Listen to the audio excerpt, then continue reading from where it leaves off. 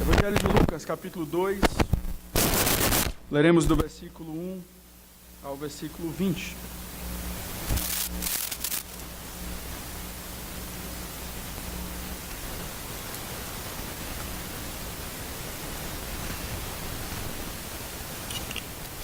Leiamos a palavra do nosso Deus. Naqueles dias, foi publicado um decreto de César Augusto, convocando toda a população do império para recensear-se. O primeiro recenseamento foi feito quando Quirino era governador da Síria. Todos iam alistar-se, cada um à sua própria cidade. José também subiu da Galileia, da cidade de Nazaré, para a Judeia, a cidade de Davi, chamada Belém, por ser ele da casa e família de Davi, a fim de alistar-se com Maria, sua esposa, que estava grávida.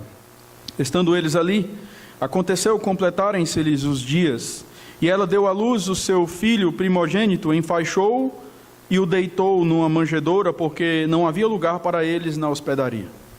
Havia naquela mesma região pastores que viviam nos campos e guardavam o seu rebanho durante as vigílias da noite. E um anjo do Senhor desceu aonde eles estavam, e a glória do Senhor brilhou ao redor deles. E ficaram tomados de grande temor. O anjo, porém, lhes disse: Não temais, eis aqui vos trago boa nova de grande alegria, que o será para todo o povo. É que hoje vos nasceu, na cidade de Davi, o Salvador, que é Cristo, o Senhor. E isto vos servirá de sinal: encontrareis uma criança envolta em faixas e deitada em manjedoura. E subitamente apareceu com o anjo uma multidão da milícia celestial, louvando a Deus e dizendo: Glória a Deus nas maiores alturas, e paz na terra entre os homens a quem Ele quer bem. E, ausentando-se deles os anjos para o céu, diziam os pastores uns aos outros: Vamos até Belém, e vejamos os acontecimentos que o Senhor nos deu a conhecer. Foram apressadamente e acharam Maria e José e a criança deitada na manjedoura. E vendo-o, divulgaram o que lhes tinha sido dito a respeito deste menino. Todos os que ouviram se admiraram das coisas referidas pelos pastores. Maria, porém, guardava todas estas palavras, meditando-as no coração. Voltaram então os pastores, glorificando e louvando a Deus por tudo o que tinham ouvido e visto, como lhes fora anunciado. Que o Senhor aplique a sua santa palavra aos nossos corações. Mais uma vez, convido a igreja para orarmos ao Senhor.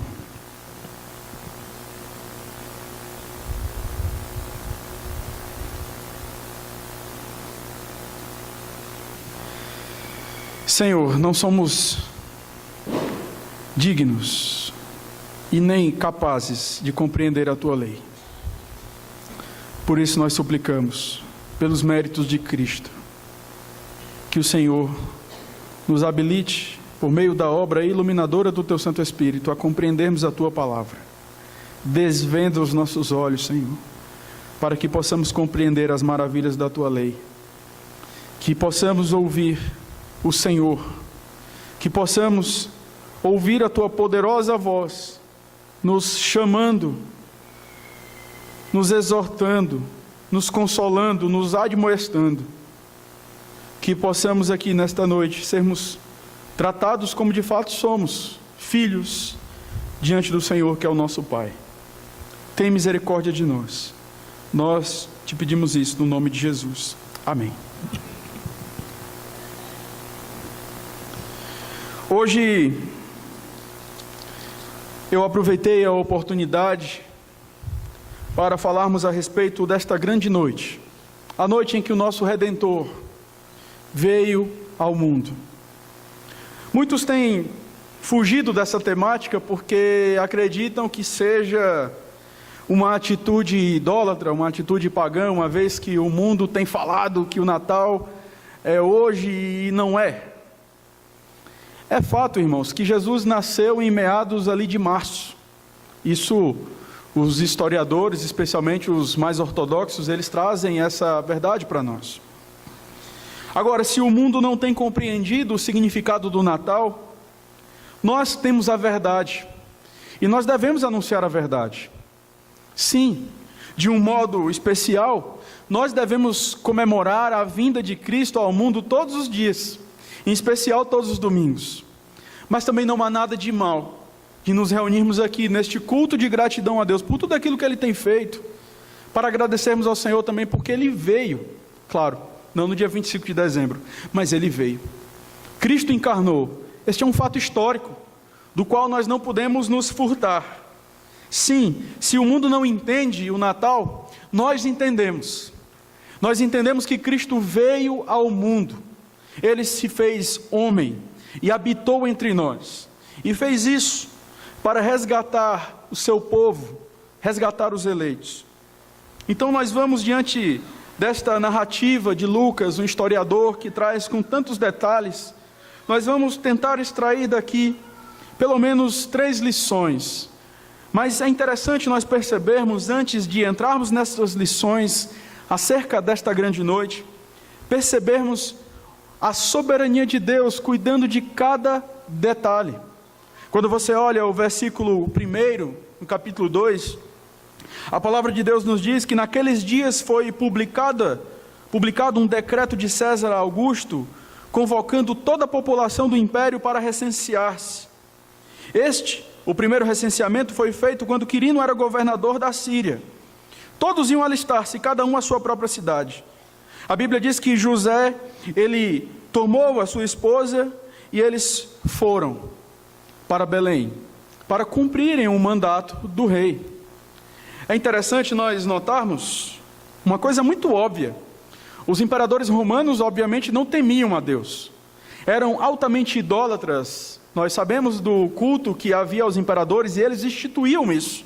E muitas vezes chegaram a perseguir cristãos por conta disso. Mas estes ímpios que instituíram esta convocação, eles estavam nada mais nada menos do que sendo instrumento de Deus para que se cumprisse aquilo que Deus havia dito há muito tempo.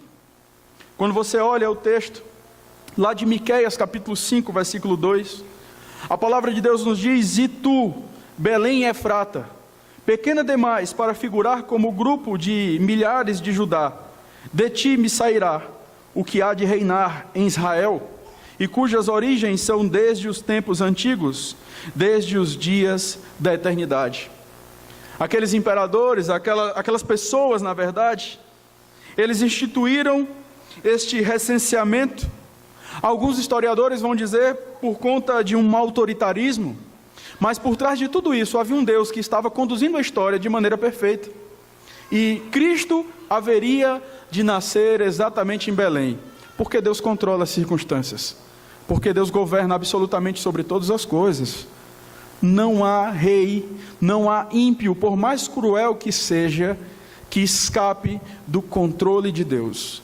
Deus tem um script para a nossa vida e Ele irá colocar este script. As coisas acontecem de acordo com a vontade soberana de Deus. Deus está conduzindo a história conforme aquilo que Ele já decretou. Quando nós olhamos o Salmo 139, nós vimos lá de maneira muito clara que os nossos dias já foram escritos e determinados. Quem reina é o Senhor, e Deus irá conduzir as nossas vidas conforme lhe apraz. Entrando nas lições que nós podemos extrair desta grande noite, a primeira lição que eu quero chamar a sua atenção neste texto é que Jesus, Ele veio como servo sofredor. Eu chamo a sua atenção para o verso 6 e verso 7.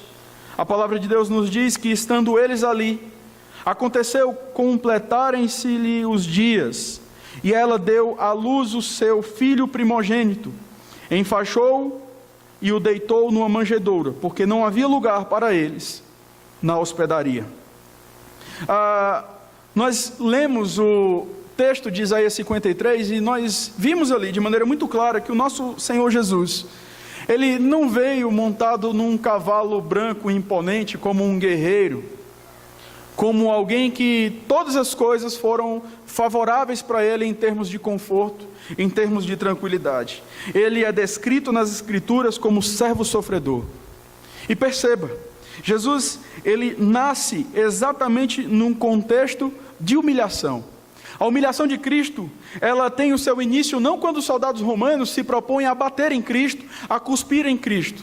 Mas a humilhação de Cristo, ela tem o seu início quando Cristo mesmo se propõe a encarnar e se tornar limitado como eu e você, se tornar homem. O Verbo se fez carne, ele se humilha. Quando nós vamos para Filipenses, a palavra de Deus diz que ele se esvaziou, ele se tornou servo, ele assumiu a forma de servo, ele fez isso por nós. Ele veio como servo sofredor, e este momento do seu nascimento já traz isso de uma maneira muito clara para nós. O bebê nasceu num estábulo, o nosso Senhor Jesus, não num palácio. Ele foi deitado num coxo onde os animais eram alimentados, não num lindo berço. Quando nós vamos nos preparar para termos os nossos filhos, nós convocamos a igreja, fazemos aquele chá de fralda maravilhoso, que ganhamos fralda que dura aí 1 ano. O nosso Senhor Jesus não teve essas coisas. Eu não quero comover vocês com essa questão, porque é muito mais do que isso. É o Deus onipotente, saindo do melhor lugar que ele poderia estar, e se humilhando, assumindo a forma de homem, e passando por privações. E não há nada de antropocentrismo, de dizermos que de fato, ele fez isso por mim e por você. Deus prova o seu amor para conosco, pelo fato de ter Cristo Jesus morrido por nós, quando nós ainda éramos pecadores. Vale lembrar que Deus não nos ama por causa de Cristo, mas é porque Deus nos ama que ele mandou Cristo. Cristo é a prova do amor de Deus por nós, porque Deus amou o mundo de tal maneira que deu o seu Filho. O texto que eu mencionei anteriormente, Romanos 5,8, mas Deus prova o seu próprio amor para conosco, pelo fato de ter Cristo morrido por nós. Efésios capítulo 1 vai dizer que em amor ele nos predestinou. O amor de Deus, conforme já disse o profeta Jeremias, é um amor eterno. E como prova desse amor, o próprio Deus, aquele que foi ofendido pelos nossos pecados, ele envia o seu próprio Filho para justificar nós, pessoas que outrora desgraçadas, que não estavam nem aí para Deus, mas ele veio mesmo assim ao nosso encontro, e ele veio, o nosso Senhor Jesus, como servo sofredor. Johannes Hermann, ele diz: por mim, querido Jesus, foi tua encarnação, tua dor mortal e a oblação de tua vida, tua morte de angústia e tua amarga paixão, para minha salvação. Sim, irmãos, Cristo fez isso por nós. Mais uma vez eu convido você a olhar o que diz Isaías capítulo 53, do versículo 2 e versículo 3. Olhe a descrição que as Escrituras trazem acerca da pessoa de Cristo. A palavra de Deus nos diz: porque foi subindo como renovo perante ele, e como raiz de uma terra seca, não tinha aparência nem formosura. Olhámo-lo, mas nenhuma beleza havia que nos agradasse. Era desprezado e o mais rejeitado entre os homens, homem de dores e que sabe o que é padecer, e como um de quem os homens escondem o rosto. Era desprezado e dele não fizemos caso. Essa é a descrição que as Escrituras trazem acerca de Jesus, bem diferente daquela descrição acerca do nosso Redentor, que é apresentado em especial no momento em que nós vivemos. Um Jesus bonito, um Jesus com os olhos azuis, um cabelo louro, uma coisa assim, exatamente nada a ver. O nosso Senhor é apresentado como servo sofredor. Paulo, lá em 2 Coríntios, capítulo 8, versículo 9, ele diz: pois vocês conhecem a graça de nosso Senhor Jesus Cristo, que sendo rico, se fez pobre por amor de vocês, para que por meio de sua pobreza, vocês se tornassem ricos. John Nelson fala que ele começou numa manjedoura e terminou na cruz, e ao longo do caminho não tinha lugar para repousar a sua própria cabeça. O nosso Senhor Jesus veio para sofrer. O nosso Senhor Jesus veio para passar por privações. Mas não é porque ele amava o sofrimento, mas é porque ele nos amava. E acima de tudo ele amava o seu Pai, obedecer ao seu Pai. Deus passa pelas provações que passa em obediência ao nosso Deus, ao nosso Senhor. E muitas vezes, irmãos, quando nós olhamos essa questão do servo sofredor, enquanto eu preparava esta mensagem, eu pensava de que maneira este ponto ele pode trazer alguma aplicação para as nossas vidas. A palavra de Deus nos diz, lá em João capítulo 15, foi o texto que me lembrei enquanto refletia sobre esse texto, em especial sobre esta questão. O nosso Senhor Jesus, ele olha para os seus discípulos, lá no capítulo 15, no verso 18 ao verso 19, ele diz: se o mundo vos odeia, sabei que primeiro do que a vós outros me odiou a mim. Se vós fosseis do mundo, o mundo amaria o que era seu. Como todavia não sois do mundo, pelo contrário, dele vos escolhi, por isso o mundo vos odeia. O sofrimento de Cristo é uma prefiguração, é um apontamento do meu e do seu sofrimento. Se ele foi odiado, se ele passou por privações, se ele não foi considerado, se ele não foi honrado neste mundo, irmãos, nós também não seremos, se vivermos à semelhança dele. Se vivermos como um Redentor, nós não colecionaremos amiguinhos do Evangelho, nós não colecionaremos sorrisos, muito pelo contrário. Muitas vezes iremos colecionar decepções, muitas vezes iremos colecionar acepção. Pessoas que não vão desejar estar conosco, pessoas que vão nos escantear, porque se odiaram a Ele, irão nos odiar também. É importante, irmãos, que nós entendamos uma coisa muito clara aqui. Deus não proíbe com que você procure uma melhor condição de vida, mas Deus proíbe com que você viva em função deste projeto de ter uma melhor condição de vida. Você deve viver em função do Redentor. Você deve viver em função da glória de Deus. Ainda que isso traga desconforto para você, você deve estar pronto a fazer aquela oração que Cristo fez: Senhor, se possível passa de mim este cálice, mas que não seja feita a minha vontade, mas a tua vontade. Mas vivemos num contexto, irmãos, onde os crentes, muitos, querem ser agradados, querem ser abraçados, querem ter o seu ego massageado, quando na verdade a perspectiva que nós temos em relação a este mundo são as piores. Se você se propor a ser um servo fiel do Senhor, você de alguma maneira será perseguido na sua escola, na sua faculdade, no seu trabalho e até mesmo na sua família. E pasmem, até mesmo na igreja visível, por pessoas que de repente não conhecem o Evangelho. Se Cristo, que é o nosso Senhor, sofreu, nós iremos passar por isso também, e temos passado, por amor à verdade, por amor ao Evangelho. O sofrimento de Cristo, a humilhação de Cristo, ela é um apontamento para a minha e para a sua. Se o nosso Redentor, mais uma vez, se o nosso Redentor não foi bem recebido neste mundo, não devemos esperar conforto por parte daqueles que odeiam a Cristo. O que dizermos, por exemplo, deste momento que nós vivemos, quando eu imagino que há encontros de família que não dá para participarmos, porque sabemos que são desculpas para a bebedice, são desculpas para tantos e tantos pecados. É preciso, irmãos, considerarmos isso. Mas o nosso sofrimento é por um breve tempo. O nosso sofrimento tem um prazo. Eu não sei que prazo é esse, mas eu sei de uma coisa: eu sei que o Redentor está voltando para nos buscar. Eu sei que o Redentor está voltando para se encontrar com a sua igreja. E é por isso, é este incentivo que nós temos para sermos fiéis a Ele até a morte.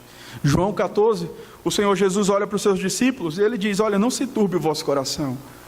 Crede em Deus, crede também em mim. E mais na frente Ele fala: eu vou preparar lugar, mas eu voltarei para vos buscar, para que onde eu estiver, estejais vós também. O nosso sofrimento aqui é por um breve tempo. Por isso, sofra, mas sofra olhando para frente.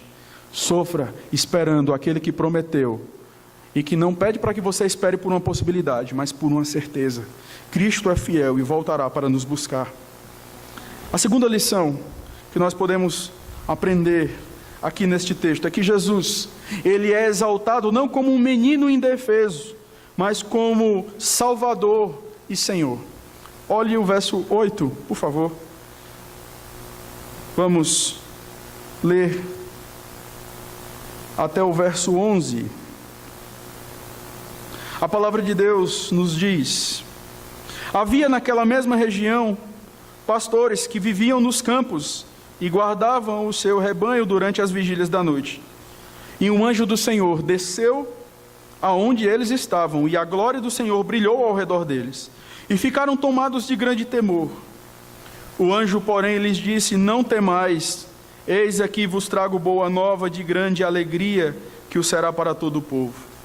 É que hoje vos nasceu na cidade de Davi o Salvador, que é Cristo, o Senhor. Perceba, é óbvio que Jesus, ele vem como um bebê, e não há nada de errado de pensarmos, um bebê de fato, não havia uma coroa na cabeça dele, ele não tinha uma áurea que brilhava em volta dele, ele veio como um bebê. Mas nós sabemos, à luz das Escrituras, que ele não é um mero bebê que enfeita um presépio numa certa época do ano. Ele é muito mais do que um bebê. A palavra de Deus deixa muito claro para mim e para você, no versículo 11, é que hoje vos nasceu na cidade de Davi o Salvador, que é Cristo, o Senhor. Os pastores ficaram perplexos diante daquela situação. Imagine você, de madrugada, fazendo o seu trabalho, e de repente aparecem alguns anjos para falar com você. Talvez você iria desmaiar naquele momento. A Bíblia fala que os pastores ficaram tomados de temor, mas os anjos mandaram para eles aquela mensagem que eles deveriam passar. Mas esse bebê, ele foi apresentado como de fato ele é, o Salvador, segundo está expresso no seu próprio nome, Jesus. Ele viria para justificar o seu povo especial.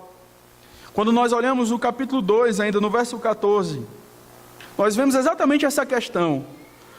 Olhe o cântico dos anjos: glória a Deus nas maiores alturas e paz na terra, entre os homens a quem Ele quer bem. É uma questão muito clara, e não é uma questão de forçar o texto, mas é simplesmente lermos e interpretarmos como está aqui. Aos homens, entre os homens a quem Ele quer bem. Cristo veio para salvar a sua igreja específica, as suas ovelhas. Cristo não vem para morrer por todos, e isso é muito claro desde aquele momento. Muitas vezes costumamos pensar que esta questão de expiação limitada é algo dos calvinistas ou é algo do apóstolo Paulo. Não, queridos. O próprio Senhor Jesus, em Marcos, ele diz no capítulo 4, olha, eu não quero que eles entendam, eu não quero que eles se arrependam, eu não quero que haja perdão para eles. O próprio Senhor Jesus diz isso para nós. O próprio Senhor Jesus diz em João: o bom pastor dá a vida por todos, o bom pastor dá a vida pelas ovelhas. Ele é o Salvador, Ele é o Salvador dos eleitos. Ele não é só um bebê que enfeita um presépio, Ele é o nosso Redentor. Ele veio nos salvar da ira vindoura. Ele não veio para negociar com o diabo, Ele vem para nos livrar das mãos do próprio Deus, que é aquele que reivindica justiça pela sua santidade, que foi afetada por conta do nosso pecado. Quem é o diabo nesta obra de justificação? Absolutamente ninguém. Cristo vem para nos livrar do próprio Deus. Isso está claro para nós quando nós lemos 1 Tessalonicenses capítulo 1, em especial o verso 9 e o verso 10.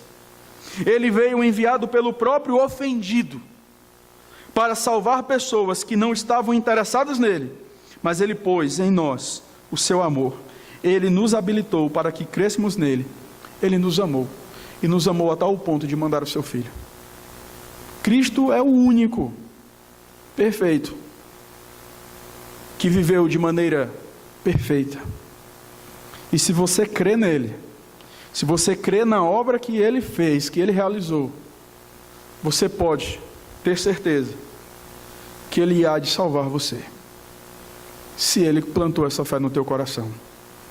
Por isso, se hoje você está aqui, e de repente você está aqui porque veio acompanhar o recebimento de algumas pessoas da sua família, ou da sua própria família, saiba, você não pode salvar a si mesmo. Você não pode salvar a sua alma pelas suas obras. Mas eu conheço alguém que veio e cumpriu aquilo que você e eu não poderíamos cumprir. Creia no Salvador. Ele é o único. Ele é o Salvador suficiente. Esse bebê, ele não era só o Salvador. A Bíblia o descreve como o Cristo, ou seja, um ungido de Deus. Aquele que foi prometido pelos profetas. O ungido que veio não somente para nos salvar, mas veio também para nos curar. A Bíblia descreve o ministério de Cristo também como um ministério de cura. E é óbvio que este não era o foco principal do trabalho de Cristo, como muitos pregadores neopentecostais têm enfatizado, a cura. O foco principal de Cristo era anunciar o Evangelho, anunciar o reino de Deus. E por que Ele curava? Ele curava porque a cura era um apontamento para aquilo que Ele poderia fazer no coração das pessoas.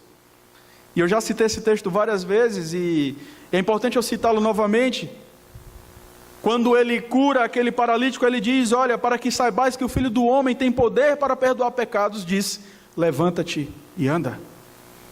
Não é a cura pela cura, mas é a cura apontando exatamente este poder de curar a alma, de curar o coração.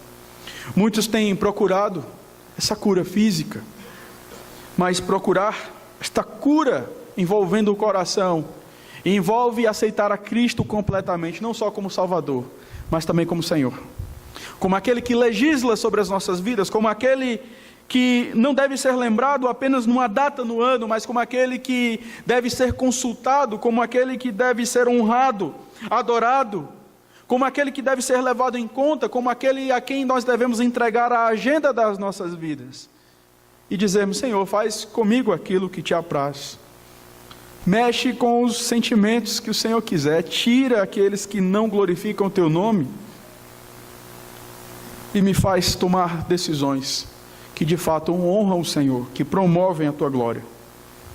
O Cristo, o nosso Senhor, o nosso Redentor, Ele poderia curar as pessoas com a sua simples voz, como o Deus fez quando Ele criou todas as coisas e disse: Deus, haja luz, e houve luz. Mas Ele tocou, porque Ele era diferente dos sacerdotes do seu tempo, que não se misturavam com os enfermos, que não se deixavam tocar pelos enfermos para que não ficassem impuros cerimonialmente. O nosso Senhor Jesus, Ele se deixou tocar, e você lembra daquela mulher enferma que estava com hemorragia e tocou no Senhor? Você há de lembrar vários momentos no ministério de Cristo em que Ele toca nas pessoas, porque o nosso Deus, o nosso Senhor Jesus Cristo, é um Senhor pessoal, um Senhor que se compadece dos fracos, dos pecadores. É por isso que eu e você estamos aqui, não porque somos afeitos a uma teologia mais tradicional, mas porque Deus um dia olhou com graça para mim e para você. É por isso que nós estamos aqui. Poderíamos estar como ovelhas desgarradas, mas o nosso Supremo Pastor um dia nos pegou, nos tomou para si, porque Deus havia nos escolhido antes da fundação do mundo. Esse bebê não é só o Salvador, não é só o Cristo, esse bebê é o Senhor. É isso que nós vemos aqui na descrição do versículo 11, aquele que reina, Ele tem toda a autoridade. Mateus capítulo 28, versículo 18, vai nos dizer que Jesus, Ele olha para os seus discípulos, e Ele diz: toda a autoridade me foi dada no céu e na terra. Entenda uma coisa, Jesus não tem autoridade porque nós acatamos e nos submetemos a Ele. Jesus tem autoridade por quem Ele é. Ele é rei, não porque nós reconhecemos como tal. Ele é rei porque Ele é rei. Ele reina sobre nós porque Ele reina sobre nós. Não porque eu quero, não porque eu peço, mas porque Ele simplesmente é rei. E eu quero dizer para você, irmão, que se um dia, e eu sei que isso nunca irá acontecer, pela misericórdia de Deus, mas se um dia toda esta igreja que está reunida aqui resolvesse simplesmente dar as costas para o Senhor, Ele continuaria sendo um Deus glorioso e autossuficiente, eterno, que não precisa de mim, de você. Deus não precisa das nossas vozes para que Ele se sinta rei. Deus não precisa das nossas mãos levantadas para que Ele se sinta como alguém que tem domínio sobre nós. Ele é o que Ele é pelo seu caráter, e não por aquilo que eu e você conferimos a Ele. O prefeito precisa ser reconhecido pelo povo, o vereador precisa ser reconhecido pelo povo, o presidente precisa ser reconhecido pelo povo. Deus não precisa do nosso reconhecimento, Ele não precisa de nós. Mas sabe qual é a maravilha do Evangelho? É que mesmo assim, Ele vem até mim e você, que muitas vezes achamos que a nossa palavra tem valor, mas Ele vem até nós e nos faz seus filhos. Ele sendo o Senhor, governando sobre todas as coisas, Ele sendo o maravilhoso conselheiro, Deus forte, Pai da eternidade, príncipe da paz, apesar da sua grandiosa glória e santidade, Ele resolveu na eternidade que um dia nós habitaríamos visivelmente no mesmo local. Nós estamos indo para a terra prometida e habitaremos com aquele que tem toda a autoridade sobre os céus e a terra. Não há nada que fuja do controle dele. Eu sei que muitas vezes nos deparamos com homens orgulhosos que faltam pisar nos outros e não são nada. Cristo é o soberano. E ao contrário dos homens que pisam às vezes nas outras pessoas porque tem alguma pequena coisa, uma glória vazia, Cristo é aquele que se humilha. Cristo é aquele que se faz homem para que eu e você pudéssemos entender o Evangelho. Ele se humilhou por amor. O Senhor do universo fez isso por nós. Essa é a mensagem do Natal. Esse bebê não é só o Senhor, não é só o Cristo, Ele não somente é o Salvador, Ele é o Supremo Juiz. Lá em Atos 17, eu peço que você acompanhe a leitura, Atos 17, versículo 30 ao versículo 31.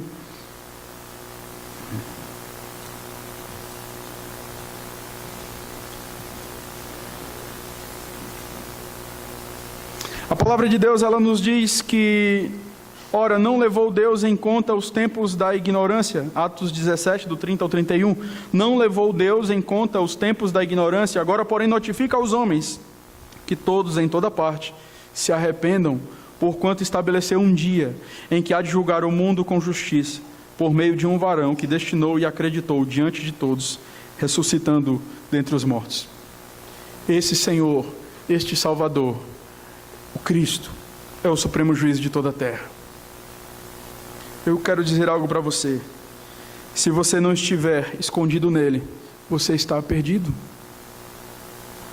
Mas você pode se esconder nele, se, obviamente, ele habilitar você a isso.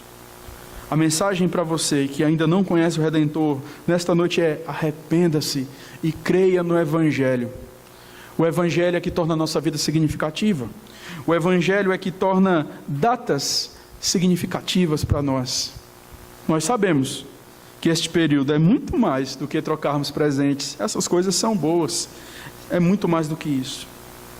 Nós louvamos a Deus, não porque nós podemos comemorar este momento simplesmente, mas porque Deus nos fez compreender o real sentido da sua encarnação, da encarnação de Cristo. Ele veio para salvar o seu povo, Ele veio para nos libertar dos nossos pecados, para nos livrar da ira vindoura. Tim Keller, gostaria de fazer esta menção. Ele diz o seguinte: o mundo não pode salvar a si mesmo. Essa é a mensagem do Natal. O mundo não pode bancar a sua própria salvação. Por isso, refugie-se no Senhor Jesus. Ele é o único que pode te salvar. Ele é o único que pode libertar você do Senhor Deus, da ira de Deus. Por último, este texto, obviamente temos inúmeras lições aqui, mas este texto revela para nós, nos ensina que Jesus ele foi revelado aos marginalizados. E aqui, eu não quero que você associe em momento algum sobre questões relativas à teologia da missão integral. Não tem nada a ver com isso. Mas simplesmente um Deus que se manifesta de maneira graciosa àqueles que o mundo de repente olha e diz que não valem absolutamente nada. Pessoas como eu e você, diante de Deus. Mas eu peço que você mais uma vez leia comigo a partir do verso 10. E assim nós caminharemos para o final deste momento. Versículo 10 ao versículo 20. Diz assim a palavra de Deus: o anjo, porém, lhes disse: não temais, eis aqui vos trago boa nova de grande alegria, que o será para todo o povo. É que hoje vos nasceu na cidade de Davi o Salvador, que é Cristo o Senhor. E isto vos servirá de sinal: encontrareis uma criança envolta em faixas e deitada em manjedoura.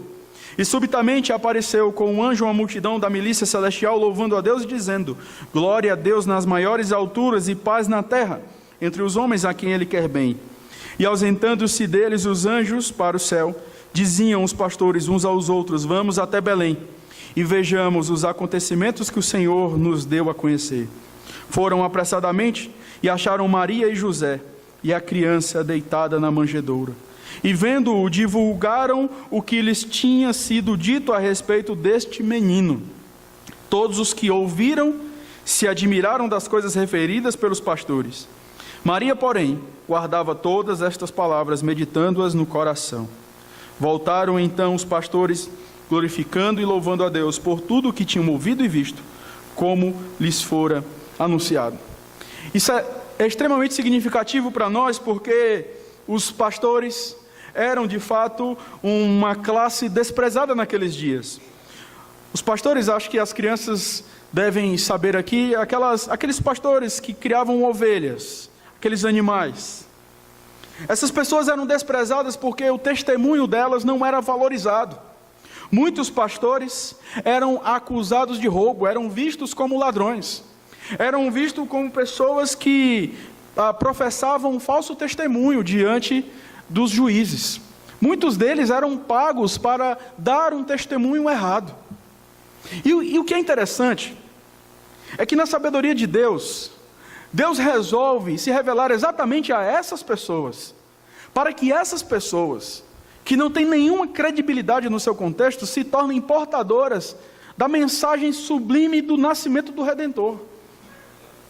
Deus se revela a estes homens pela graça, pela sua misericórdia. Estes homens não tinham qualquer aparato moral, estes homens não tinham qualquer credibilidade, mas Deus se revelou exatamente a eles. O Verbo se fez carne, o Eterno rompeu a barreira do tempo, e agora vocês devem anunciar isso. Os pastores recebem um sinal: vocês vão estar lá, enxergando naquela situação, vocês vão perceber uma criança enfaixada. Ora, é claro, eles já tinham visto crianças recém-nascidas, muito provavelmente enfaixadas, mas criança deitada numa manjedoura, e eles chegam ali, e eles anunciam exatamente aquilo que eles tinham visto. E é interessante que Maria, não tem como eu fazer uma exegese das motivações de Maria, porque eu não estou no coração de Maria, mas é interessante, ela vê os pastores que não tinham nenhuma credibilidade chegando e contando aquilo. A reação de Maria é muito interessante para nós. Maria, porém, guardava todas estas palavras, meditando-as no coração. E eu vou parar por aqui, porque eu não vou fazer indagações que eu particularmente tenho, quando Maria se depara com aqueles pastores. Mas o fato é que Deus se revela exatamente a estes homens, e não tem como nós não nos lembrarmos de 1 Coríntios capítulo 1, versículo 26 e 29 ao 29, que diz: irmãos, reparai, pois, na vossa vocação, visto que não foram chamados muitos sábios segundo a carne, nem muitos poderosos, nem muitos de nobre nascimento. Pelo contrário, Deus escolheu as coisas loucas do mundo para envergonhar os sábios, e escolheu as coisas fracas do mundo para envergonhar as fortes. E Deus escolheu as coisas humildes do mundo, e as desprezadas e aquelas que não são, para reduzir a nada as que são, a fim de que ninguém se vanglorie na presença de Deus. Como a gente pode aplicar esse texto às nossas vidas? Eu e você somos os pastores. Nós não merecemos a vinda do Senhor até nós. Nós não merecemos ser portadores desta mensagem sublime. Mas Deus veio até mim e você e nos comissionou para que pudéssemos anunciar a maior mensagem de todas, o Evangelho da salvação. Cristo veio ao mundo para salvar pecadores, dos quais nós somos os principais. Esta é a mensagem do Evangelho. Cristo vindo, Cristo buscando pecadores indignos, pessoas que não são nada, e tornando a vida destas pessoas significativa pelo simples fato de agora serem chamadas filhas de Deus. Somos indignos de portarmos tão grande mensagem de salvação, mas Deus nos chama a isso. Não temos habilidades em nós mesmos para anunciarmos desta mensagem poderosa, mas Ele veio até nós e nos capacitou a isto. Esta é a mensagem da grande noite. Deus se revela a miseráveis como eu e você e muda a nossa vida, muda a nossa história. O nosso Natal, agora, não é mais no dia 25 de dezembro. O nosso Natal são todos os dias, em especial todos os domingos, onde nós temos a oportunidade de vir à casa do Senhor para agradecer, porque um dia o Verbo se fez carne e habitou entre nós, e nos transportou do tempo para a eternidade. Hoje, a morte já não pode mais segurar a mim e a você. Hoje, a morte será simplesmente a providência de Deus para que nos encontremos com o nosso Redentor. E isso porque um dia o Verbo se fez carne e habitou entre nós. Feliz Natal, meu querido. Que você se alegre no nascimento do seu Redentor. Que você se alegre com a salvação providenciada em Cristo. Esse feliz Natal só pode ser dado àqueles que conhecem este Redentor, aqueles que se alegram pelo nascimento de Cristo, porque sabem do que significa. Por isso, há muitas pessoas que ainda não sabem disso. Há muitas pessoas que não são felizes, ainda que demonstrem por tantas outras coisas. Mas você é o pastor que recebeu a mensagem. Anuncie para essas pessoas, anuncie para elas, para que quem sabe, num próximo dia 25, ela possa entender o porquê Jesus veio ao mundo, para libertar pecadores como nós. Louvado seja o Senhor, no nome de Jesus. Amém. Vamos baixar nossa cabeça nesse momento.